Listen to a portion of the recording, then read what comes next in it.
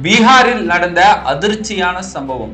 Reportive collective என்று சொல்லக்கூடிய இணைய ஊடகம் அதிர்ச்சியான தகவலை வெளியிட்டிருக்கிறாங்க. பாஜகவும் தேர்தல் ஆணையம் தொடர்ந்து இது போன்ற சம்பவங்களில் ஈடுபடுறதில் வல்லமை படைத்தவர்களாக இருக்கிறாங்க. இதற்கு உச்ச நீதிமன்றம் பதில் சொல்லுமா? இது சார்ந்த முழு விபரத்தை தான் இன்னைக்கு வீடியோல பார்க்க இருக்கிறோம். வாங்க வீடியோக்குள்ள போலாம்.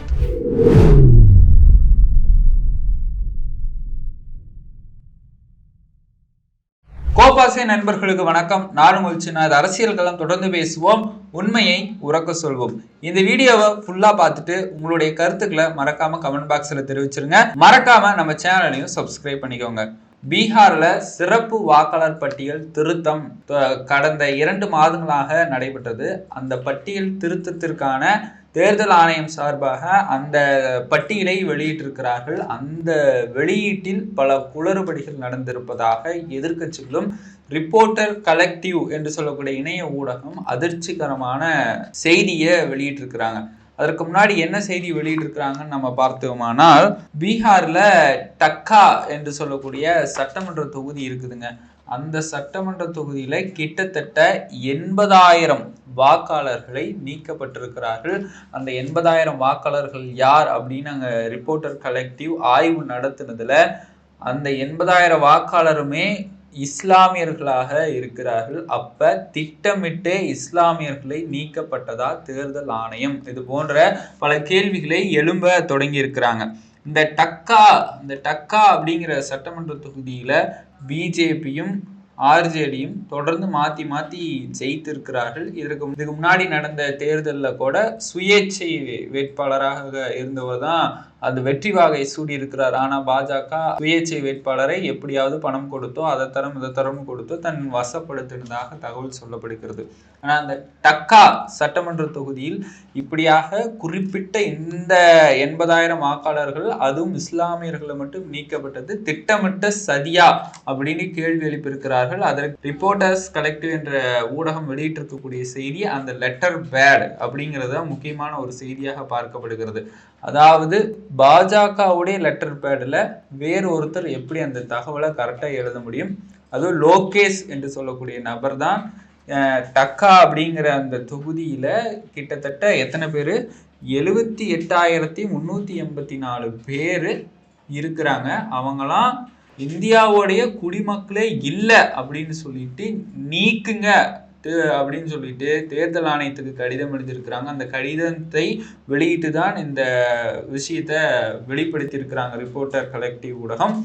அதாவது இவருக்கு இந்த லோகேஷ் என்று சொல்லக்கூடிய நபரை ஆய்வு பண்ணும்போது அவர் தேர்தல் ஆணையத்துக்கிட்ட கேட்குறாங்க இவர் யாருன்னு. அதற்கு எந்த பதிலும் இல்லை. பாஜக காரரான்னு கேட்டாலும் இல்லை.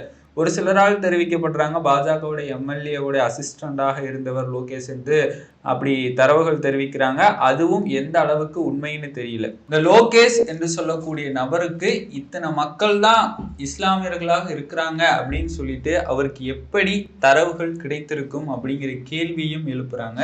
இது மட்டும் இல்லாம அது பாஜகவுடைய லெட்டர் பேர்ல லோகேஷ் என்று சொல்லக்கூடிய நபர் இந்த தொகுதியில இத்தனை ஆயிரம் பேர் இருக்கிறாங்க, அவங்க இந்தியர்களே இல்லை அப்படின்னு சொல்லிட்டு நீக்கம் செய்ய சொல்லியிருக்கிறாங்க.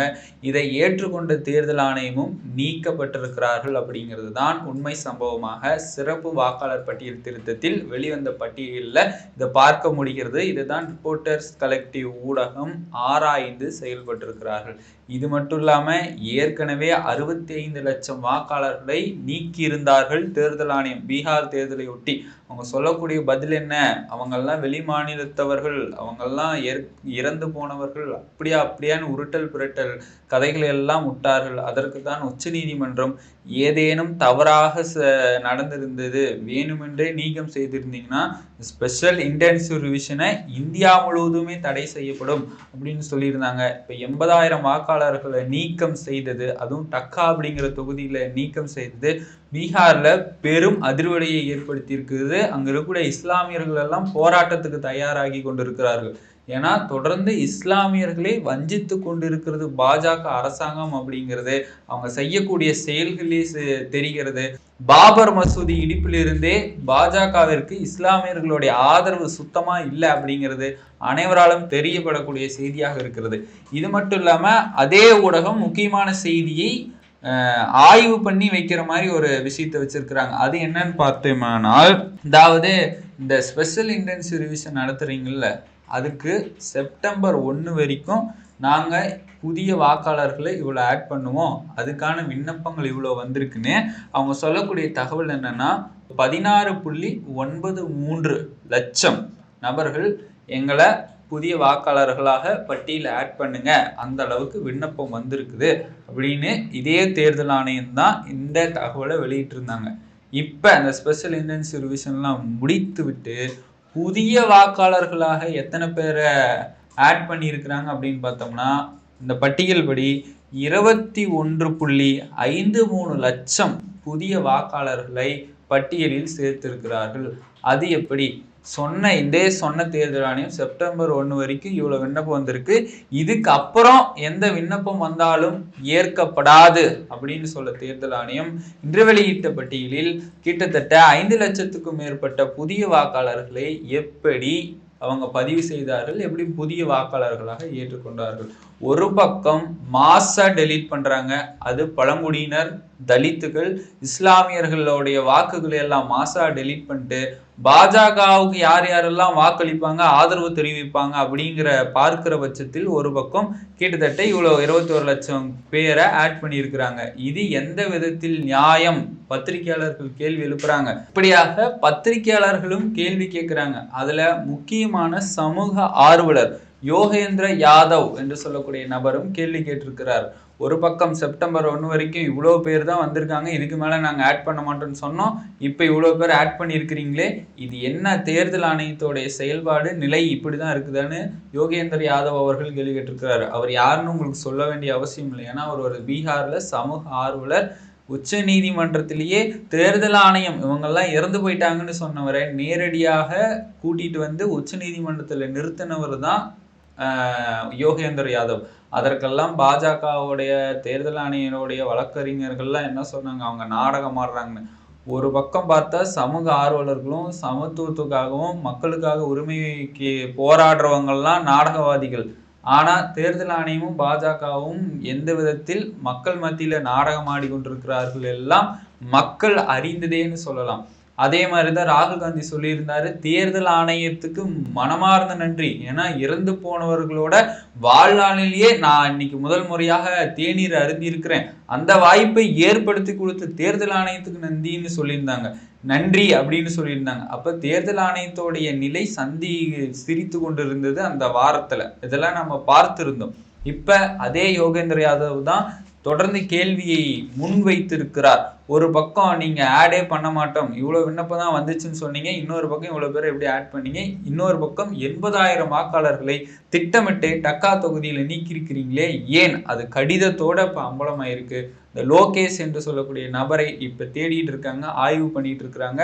அந்த ஆய்வில் அவர் யார் என்று தெரிய வரும். தேர்தல் ஆணையத்துக்கிட்ட போய் கேட்டாலும் அவர் யாருன்னு தெரியலங்கிறாங்க, பாஜக காரங்கிட்ட கேட்டாலும் யாருன்னு தெரியுறாங்க. ஆனா பாஜக லெட்டர் பேப்பர்ல தான் எழுதி நீக்கப்பட்டிருக்கிறாங்க. இந்த நீக்கம் சரியானதே அல்ல, கிடையாது. இஸ்லாமியர்களுக்கு நியாயம் கிடைக்கும் வகையில் தொடர்ந்து காங்கிரஸும் ஆர்ஜேடியும் போராடி கொண்டிருக்கிறார்கள். இதையொட்டி தான் பீகார்ல வாக்காளர் அதிகார யாத்திரை நடத்தினாங்க. அதுலயே மக்கள் விழிப்புணர்வு ஆயிட்டாங்க. இனிமேல் வேணும்னே நீக்கினாங்க. அதுவும் என்ன சொல்லி நீக்கி இருக்கிறாங்க, இவங்க இந்தியாவுடைய மக்களே இல்லை அப்படின்னு சொல்லி நீக்கி இருக்கிறாங்க. இந்தியாவோட மக்கள் இல்லைன்னா அப்படி எப்படிங்க இத்தனை வருஷமா அவங்க பீகார்ல தங்கி வசிச்சுட்டு வந்திருப்பாங்க, இத்தனை வருஷமா அவங்கள ஓட்டு போட்டவங்கன்னு வேற சொல்றாங்க. இதுக்கு முன்னாடி அவங்க பீகார்ல எல்லாம் ஓட்டு போட்டவங்கன்னு வேற சொல்றாங்க. ஆனா மாசா டெலீட் பண்ணியிருக்கிறாங்க.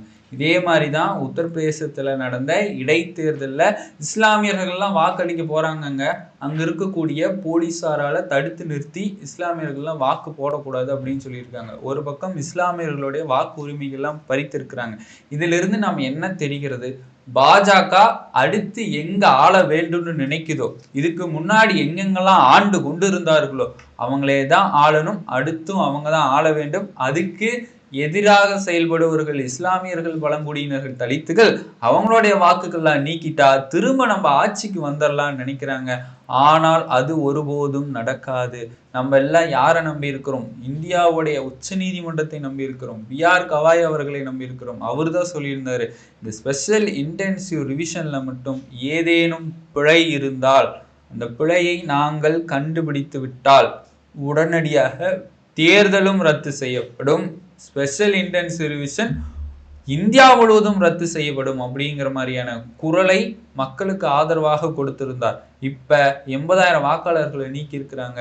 இது உச்ச நீதிமன்றத்துல கேஸா பீகார்ல இருக்கிறவங்க போட்டாங்கன்னா நீக்கப்பட்ட வாக்காளர்கள் தான் முன்னாடி வந்து பேசணும். அதற்காக தான் ராகுல் காந்தி சொல்லி இருந்தாரு, நீங்க இந்தியாவுடைய அரசியலமைப்பை காக்க வேண்டும், அப்படி காக்கின்ற பட்சத்தில் போராட்ட களத்தில் இறங்கும் பட்சத்தில் நான் உங்களுக்கு பின்னாடி அணி திரள்வேன், உங்களுக்கு பின்னாடி இருந்து செயல்படுவேன்னு சொன்னதற்கான காரணம் என்னன்னா, ராகுல் காந்தியோடைய வாக்கோ காங்கிரஸோடைய வாக்கோ நீக்கல, இஸ்லாமியர்களுடைய வாக்கு தான் நீக்கியிருக்காங்க. அவங்க தான் முன்னாடி போராடி என்னோட வாக்குரிமையை நீக்கிவிட்டார்கள் என்று போராட வேண்டும். இப்படி போராடுகின்ற பட்சத்தில் அனைவரும், அனைத்து ஊடகங்களும், அனைத்து எதிர்கட்சிகளும் உங்களுக்கு ஆதரவாக செயல்படும். ஏனென்றால் இஸ்லாமியர்களுக்கும் குறிப்பிட்ட இஸ்லாமியர்களுக்கும் வாக்களிக்க உரிமை உண்டு. பாஜக ஆட்சியாக இருந்தாலும் சரி, எந்த ஆட்சியா இருந்தாலும் சரி, அதை நீக்குவதற்கு யாருக்கும் உரிமை இல்லை என்று சொல்லிக்கொண்டு இந்த வீடியோவை நீங்க ஃபுல்லா பார்த்துருந்தீங்கன்னா மறக்காம நம்ம சேனலை சப்ஸ்கிரைப் பண்ணிக்கோங்க. மீண்டும் ஒரு அரசியல் காலத்தில் நான் உங்களை சந்திக்கிறேன். அதுவரை உங்களிடமிருந்து விடைபெறுவது நான் உங்கள் சின்னா.